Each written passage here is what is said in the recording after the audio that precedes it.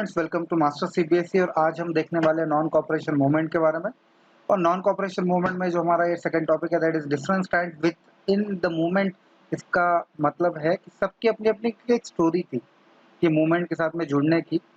ये हमको समझनी पड़ेगी कि जनवरी 1921 में जब ये मूवमेंट शुरू हुई तो सबने अपना एंटिसिपेशन जो है या किस वजह से वो स्वराज के सपने के साथ में जुड़ गए, और डिफरेंट लोगों के लिए ये डिफरेंट इसके मायने क्या थे ये हमको समझे पड़ने थे। सबसे पहले हम देखते हैं टाउन में इसका इफेक्ट क्या था, राइट। तो मूवमेंट इन टाउन, अब बेसिकली जो नॉन कॉपरेशन मूवमेंट शुरू हुई ये बेसिकली टाउन में हुई। ये टाउन में कैसे हुई? तो भाई जो भी ब्रिटिश के हाथ में था या कॉलोनीज के हाथ में था, वो सारे चीज़ों से रिजाइन किया गया। इवन मेडल्स वापस किए गए, लॉयर्स ने कोर्ट छोड़ दिया, बच्चों ने स्टूडेंट्स ने कॉलेज स्कूल छोड़ दिए, टीचर ने रिजाइन कर दिया। इवन जो काउंसिल इलेक्शन आ रहे थे उसको रिजाइन कर दिया गया। सिर्फ एक मद्रास में जहाँ पे जस्टिस पार्टी जो नॉन ब्राह्मण्स थी वो चाहती थी कि सब कुछ ब्राह्मण लोग ही डिसाइड करते हैं तो कुछ पावर हमको भी मिले, इसलिए वो मद्रास प्रोविंस में सिर्फ लड़े जस्टिस पार्टी इलेक्शन। उसके अलावा सारे इलेक्शन बॉयकॉट कर दिए गए। और ये इसमें हुआ क्या? अब non cooperation movement economical front पे कैसा था? तो फॉरेन गुड्स को बॉयकॉट किया गया, उनको जलाया गया। इवन आपको ये आप पढ़ोगे तब आपको पता चलेगा कि 1921 से लेके 1922 तक, मतलब जो 102 करोड़ का 1921 में इंपोर्ट हुआ था क्लॉथ, वो 57 करोड़ पे आ गया 1922 तक। और एक बात इसमें क्या आई कि लोगों ने पहनना बंद नहीं किया, बहुत सारे मर्चेंट डर गए कि उनकी दुकान जला दी जाएगी, इसलिए उन्होंने वो चीज़ रखना भी बंद कर दिया। इस वजह से इंडियन टेक्सटाइल और हैंडलूम्स क्या है आगे बढ़े थोड़े से। बट ये मूवमेंट बहुत कारणों से स्लो डाउन होती चलेगी। इसका सबसे मेन रीज़न है हमारे इंडिया की गरीबी। बिकॉज इंडिया के पास में, हाँ, आप मिल्क क्लॉथ नहीं पहनोगे तो आपको क्लॉथ तो पहनना पड़ेगा। तो फिर खादी क्लॉथ जो था वो बहुत महंगा था as compare to mill cloth, जो हम अफोर्ड नहीं कर सकते थे। तो कितने दिन हम अफोर्ड कर पाएंगे कुछ चीज़ें? फॉर एग्जाम्पल ब्रिटिश इंस्टीट्यूशन से टीचर्स ने रिजाइन दे दिया, इंडियन इंस्टीट्यूशन तो उसके जगह पे थे ही नहीं। कोर्ट रूम से लॉयर निकल गए बट इंडियन कोर्ट रूम तो थे ही नहीं, फिर वो अपनी वकालत कहाँ करेंगे? तो इस वजह से बहुत सारे टीचर्स जो जॉब छोड़े थे, लॉयर्स जिन्होंने कोर्ट छोड़ दिए थे, उनको वापस आना पड़ा। पर ये कारण क्या था कि हम सेल्फ डिपेंडेंट वो टाइम में थे नहीं। हाँ, हम सब छोड़ तो सकते थे बट फिर उसके आगे क्या, इसका जवाब हमारे पास नहीं था। इसलिए टाउन्स में ये स्टार्ट तो हुई बट इसको कहीं ना कहीं स्टॉप लगा, ये इकोनॉमिकल फ्रंट के वजह से, हमारे इकोनॉमिकल डेवलपमेंट की वजह से। और भाई इसका जो इफेक्ट था वो कंट्री साइड मतलब लोकल एरियाज में कैसा था, ये अब हमको देखना पड़ेगा। देखते हैं तो एक बार टॉपिक को सम अप कर लेते हैं, टाउन वाले टॉपिक को, कि यहाँ पे नॉन कॉपरेशन मूवमेंट कैसा है। नॉन कॉपरेशन मूवमेंट में इसमें क्या हुआ कि टीचर्स ने अपने जॉब छोड़ दिए, लॉयर्स ने कोर्ट रूम छोड़ दिए, इंडियन इंस्टीट्यूशन में लोगों ने काम करना छोड़ दिया। जो लिकर शॉप थे वहाँ पे उनको ब्लॉक कर दिया गया। ओके, इवन फॉरेन क्लॉथ को जला दिया गया। इवन 2021 से 2022 में उसके जो इंपोर्ट में है काफ़ी बड़ी डिक्लाइन भी आई। और ये देखा कि क्या डिक्लाइन मतलब आधे से ज़्यादा, आधे तक, मतलब 102 करोड़ से 57 करोड़ पे इंपोर्ट आ गया। तो ये सारी चीज़ें की बट ये इफेक्टिव कुछ देर तक ही रही। इसका कारण है बिकॉज इंडियन इंस्टीट्यूशन जॉब देने के लिए तब रेडी नहीं थे, बिकॉज वो स्लो स्पेस से आगे बढ़ रहे थे। सेकंड चीज़ कि हमारे पास कोई अल्टरनेटिव अरेंजमेंट नहीं था कि अगर हम वो स्कूल छोड़ दें तो हम पढ़ेंगे कहाँ पे, राइट। अगर हम कोर्ट रूम छोड़ दें तो लॉयर का काम कहाँ करेंगे? तो ये सारे चीज़ों की वजह से फिर से काम पे रिज्यूम करना पड़ा और ये एक लिमिटेशन रहा जो नॉन कॉपरेशन मूवमेंट हुई सिटीज़ के अंदर। अब हम देखेंगे कंट्री साइड के अंदर मतलब लोकल एरियाज़ के अंदर इसका क्या इफ़ेक्ट था। और अब ये थोड़ा-सा अलग है सिटीज़ से बिकॉज़ यहाँ पे यहाँ के प्रॉब्लम्स ये थोड़े सिटी साइड से अलग रहता है। ठीक है? तो अब इसका सबसे पहला बेस्ट एग्ज़ाम्पल हमको जो दिया है, वो अवध वाला है। अवध में बाबा रामचंद्रन सन्यासी जिसको बोला जाता है, उनके नेतृत्व में एक संगठन तैयार हुआ, जिनकी डिमांड थी कि जो तालुकादार है या जो लैंडलॉर्ड्स है, जो बहुत ही ज़्यादा रेंट वसूल रहे हैं, उसके ऊपर अलग-अलग टैक्सेस वसूल रहे हैं, उसके अलावा वो एज़ अ बेगर काम करा रहे हैं। बेगर का मतलब होता है बिना कोई पैसे के काम कराना, वो भी फ़ोर्सफुल, राइट? उनके फील्ड में काम करा रहे हैं, ओके? और उसके बाद में जो लीज़ लैंड है, उसके ऊपर उनका कोई अधिकार भी नहीं है, राइट? अब ये जो रेवेन्यू वो जनरेट कर रहा है, वो बहुत ज़्यादा कम है, उसमें भी उनको टैक्स देना पड़ रहा है। तो इसीलिए उन्होंने ये डिसाइड किया कि हम एक साथ में आएँगे और इसके अगेंस्ट आवाज़ उठाएँगे और इसीलिए इन मेनी प्लेसेस एक वहाँ पे घटना दी है।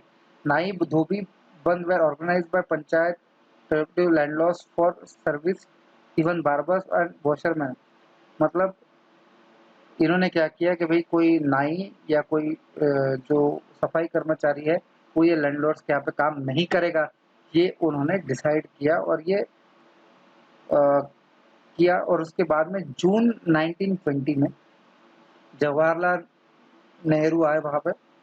उन्होंने विलेजर्स से बात की, उनके ग्रीवियंसेस समझे और बाय अक्टूबर मतलब 3 महीने बाद उन्होंने एक अवध किसान सभा का सेटअप किया, जिसके हेड थे जवाहरलाल नेहरू, बाबा रामचंद्र और कुछ और इन्होंने 300 ब्रांच सेटअप कर दी वो रीजन के अंदर।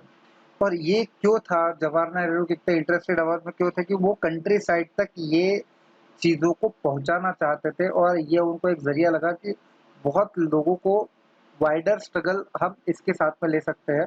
और ये सारी चीज़ें होते-होते 1921 में ये मूवमेंट फैली। इसमें थोड़ा-सा वायलेंस भी आ गया फिर कि भई जो तालुकादार थे, मर्चेंट थे, उनको अटैक किया गया, उनको लूटा गया, उनके जो ग्रेन होल्डिंग्स थे मतलब जहाँ पे वो अन्न धान्य को रखते थे, उसको लूट लिया गया। इवन कोई टैक्सेस हम पे नहीं करेंगे और एक अफ़वाह फैल गई कि कोई टैक्सेस पे नहीं करने और लैंड रीडिस्ट्रीब्यूट होने वाला है।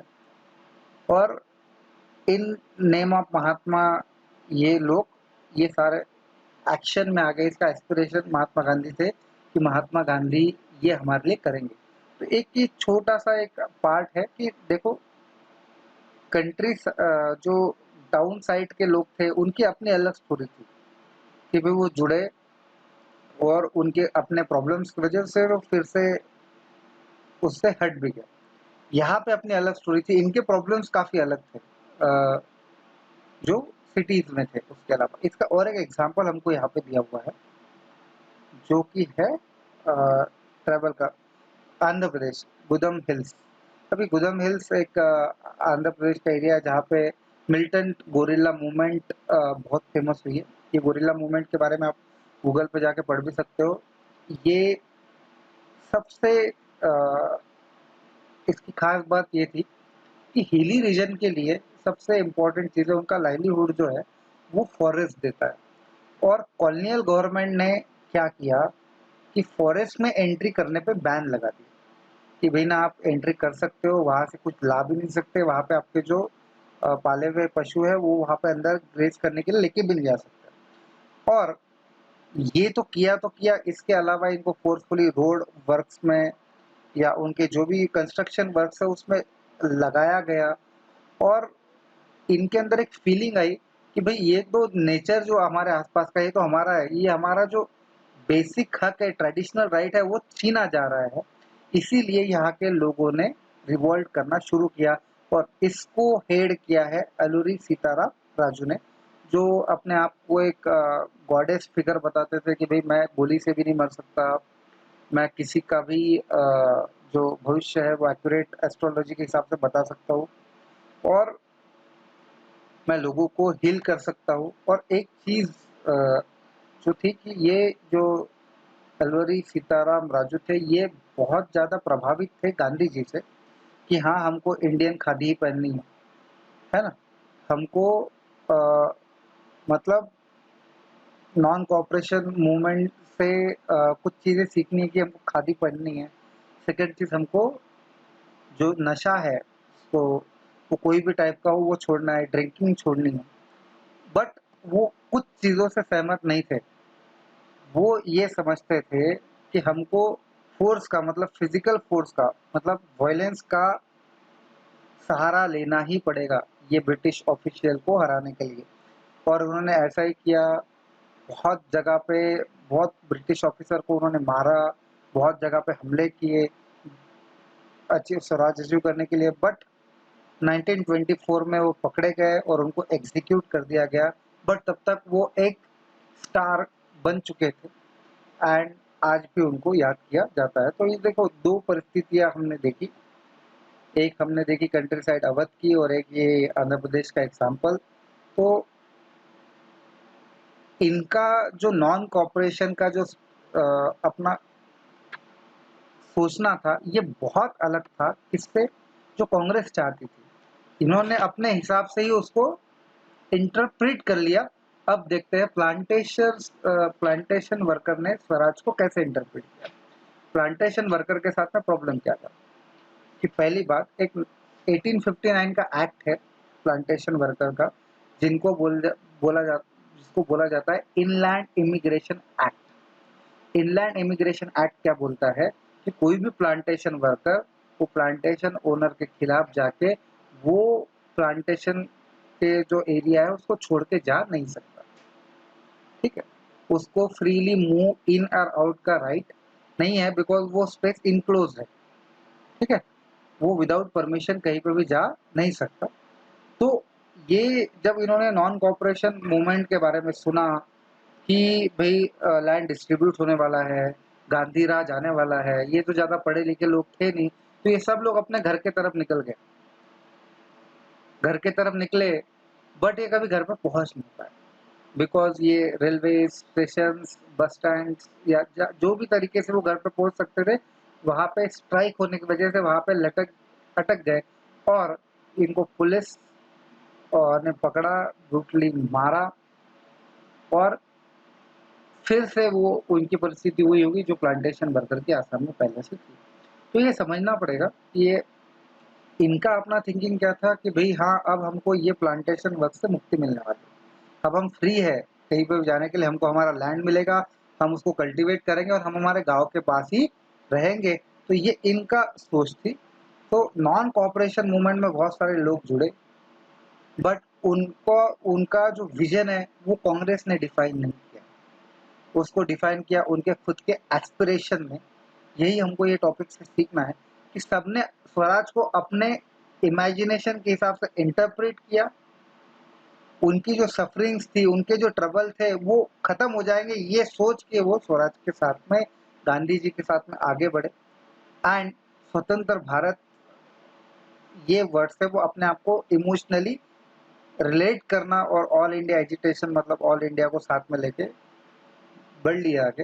एंड ये ये जो एक नजरिया था, ये